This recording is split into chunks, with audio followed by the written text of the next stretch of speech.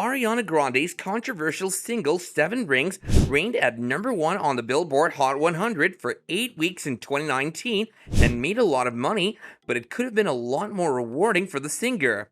We've got the answer to why Ariana Grande's 7 Rings didn't make any money, so stay tuned and let's find out. In the modern music landscape, there are only a handful of artists who have risen to the level that Ariana Grande has. A pop star of the highest caliber, Grande can rest assured that her music is certain to be remembered for many, many years after she releases her last song.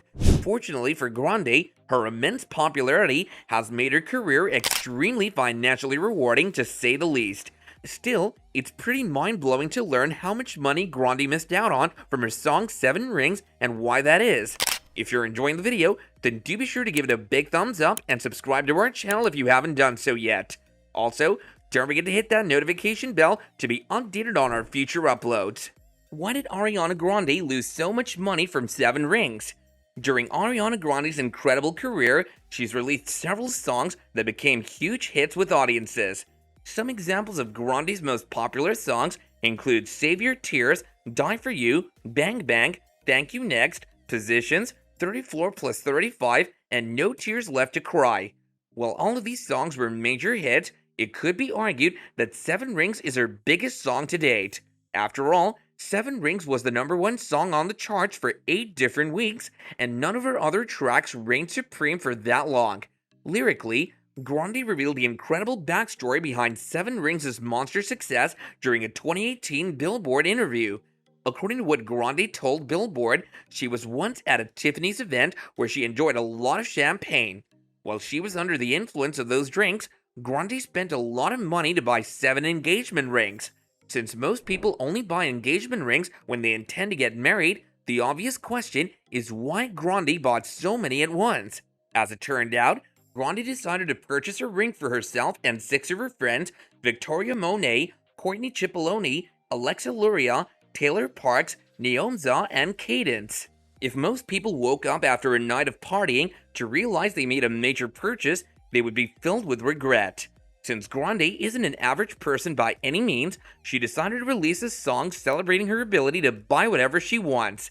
For 7 Rings to become a hit, the song needed more than just catchy lyrics and a fascinating backstory. Instead, the song also needed to have a beat that listeners couldn't get enough of. To make that happen, the decision was made to sample one of the most famous songs of all time, Rodgers and Hammerstein's My Favorite Things. Already beloved by a lot of people, My Favorite Things appeared in the movie The Sound of Music. As anyone with even a passing knowledge of modern music will already know, sampling other songs is extremely common practice these days. Depending on how famous the song that is being sampled is, clearing the rights to use part of a song can be a long and costly process.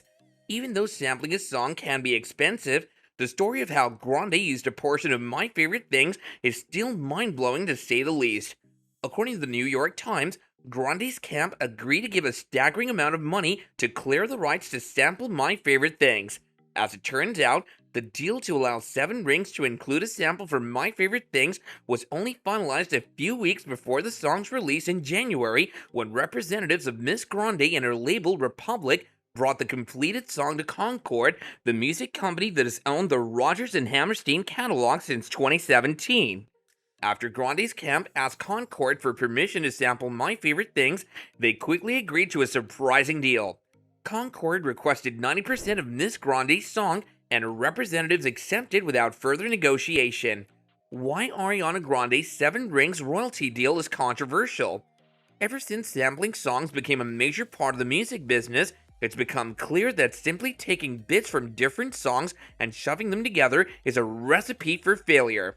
Instead, it takes a true artist to know how to expertly use bits from previous songs to make a new track that listeners will adore. As important as it is to give talented producers and performers respect for the way they sample songs, many people point to songs like Ariana Grande's 7 Rings as an example of what is wrong with modern music. When 7 Rings was released, it didn't take too long for people to realize that Grade, Rodgers, and Hammerstein aren't the only people credited with writing the song. Instead, 7 Rings actually has a total of 10 different credited songwriters.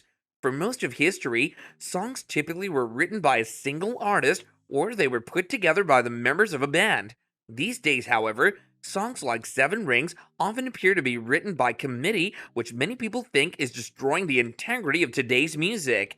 Since many music fans are annoyed that there are too many chefs in the kitchen when today's songs are written, some of them took exception to Grande's Seven Rings royalty deal.